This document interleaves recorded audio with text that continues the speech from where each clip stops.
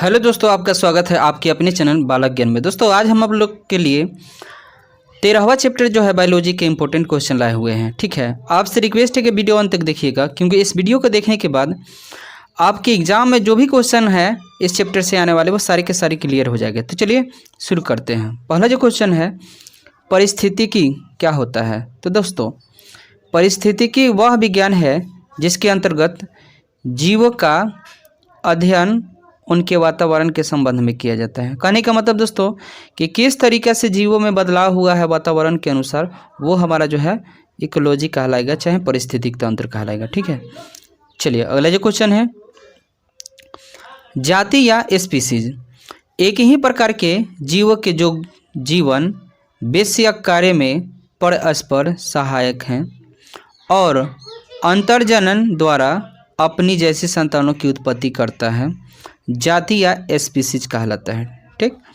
चलिए अगला जो क्वेश्चन है,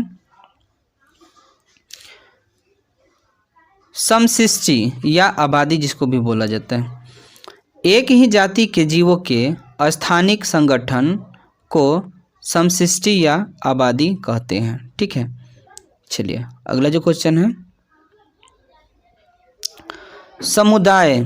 समुदाय किसे कहते हैं दोस्तों? देखिए, किसी विशिष्ट आवास स्थान की जीव समष्टियों का स्थानीय संघ समुदाय कहलाता है। कहने का मतलब है दोस्तों कि एक ही जाति के जो है एक ही जगह पर निवास करते हैं और कम्युनिटी बना लेते हैं वो लोग। ठीक है, चलिए अगला जो क्वेश्चन है, जैविक कारक। तो देखिए, आबादी के जीवों या व्यष्टियों पर अन्य जीवों के द्वारा जो प्रभाव पड़ता है उसको जैविक कारक कहते हैं। कहने का मतलब है कोई जीव है किसी भी आबादी के लेकर उस पर प्रभाव पड़ रहा है, तो देखते हैं ना कि कोई जीव हो जाने के कारण से दूसरे जीव खतरे में पड़ जाता है, तो उसको हम लोग जैविक कारक कहेंगे। ठीक, अगला जो क्वेश्चन है, परजीवी।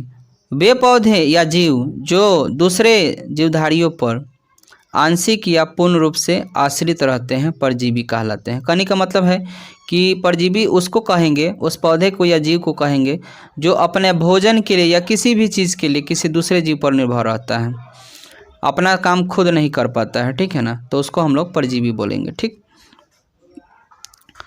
अगला जो क्वेश्चन है, सहजीविता।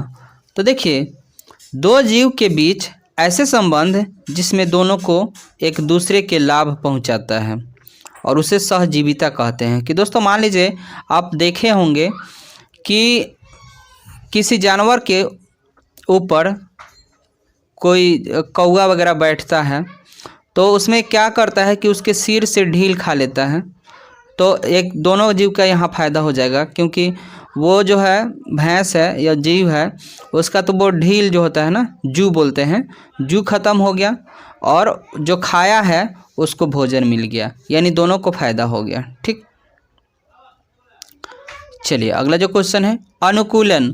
तो जीवों का ऐसा गुण जो वातावरण के अनुसार अपने आप को ढाल लेती है उसे अनुकूलन कहते हैं। कहने का मतलब है कि जीव का जो एक ऐसा गुण होता है जो वातावरण के अनुसार अपने आप को ढाल लेती है। जैसे मान लीजिए कोई जीव जो है ठंडी में देखते हैं उसका शरीर किस तरीक़े से ठंडी लायक हो जाता है, ठीक वैसे ही जैसे गर्मी आता है तो वह गर्मी लायक हो जाता है, यानी शरीर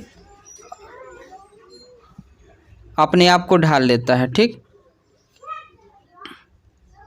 चलिए अगला जो क्वेश्चन है, जलोदभिद या हाइड्रोफाइटस।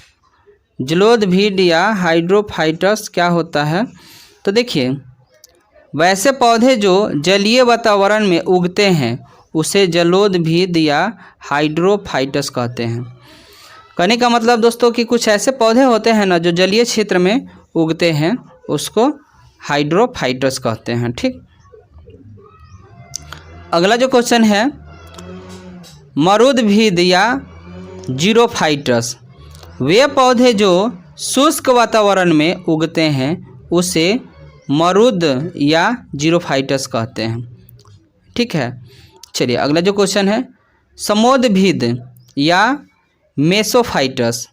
वैसे पौधे जो ना तो अधिक जलीय वातावरण में और ना ही अधिक शुष्क वातावरण में, यानी नॉर्मल जगह पर जो पौधा उगता है उसको हम लोग क्या बोलते हैं, समोद्भिद।